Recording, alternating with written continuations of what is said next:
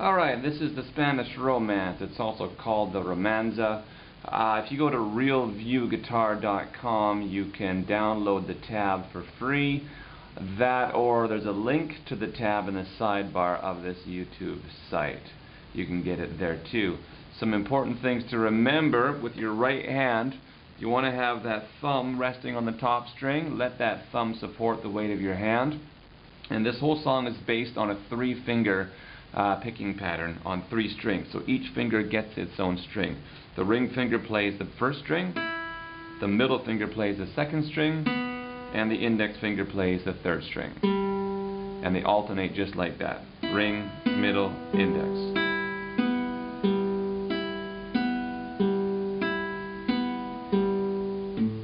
Alright, here we go. So we're going to play it slowly at a tempo of 100. We're going to play one note per beat. So follow along on a count of 3. 1, 2, 3.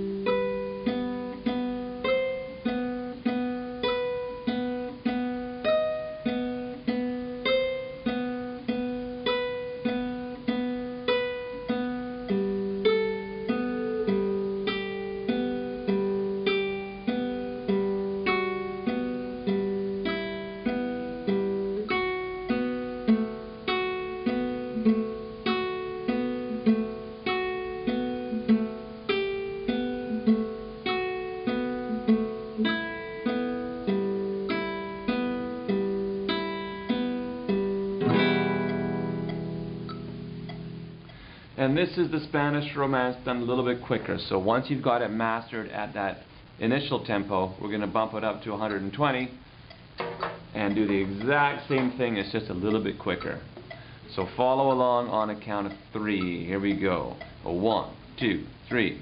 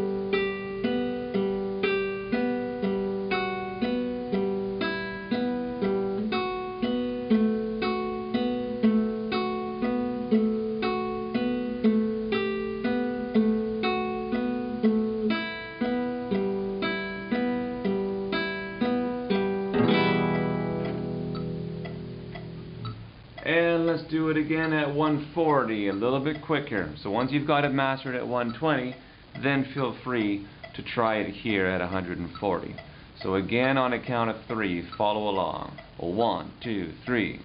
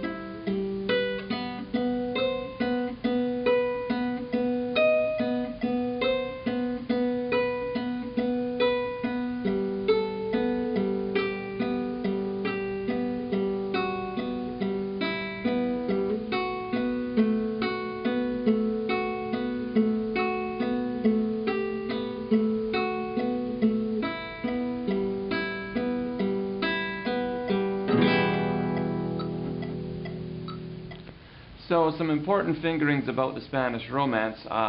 At bar 19 you got something happening where your first finger is going to stay on the 5th fret of the 2nd string from bar 19 until the end of bar 24.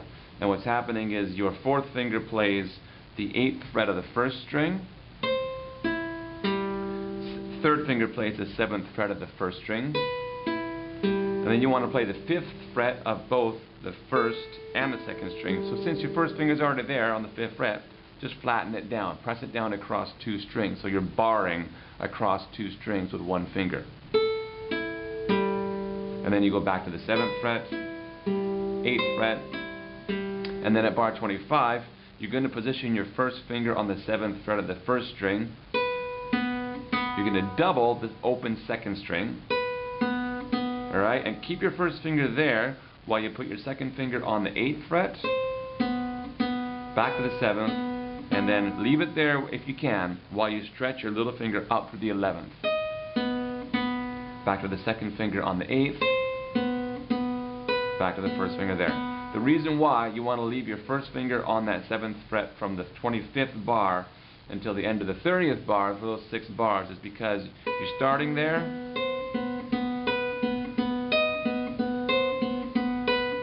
and you're ending up back there. So for that little passage of the song, you can do all that in one position without having to slide all over.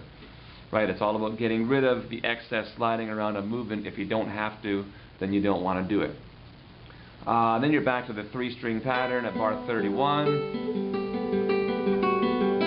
Right, let's zip ahead here to bar 37. You got your 2nd finger on the 2nd fret of the 1st string. Leave the 2nd string open and place your 1st finger right up on the fingertip on the 2nd fret of the 3rd string, and make sure that that 1st finger doesn't lay down this way, because if it does, when you go to play that open 2nd string, it's going to be muted and dead, and it ain't going to make a sound. So get up on the tip,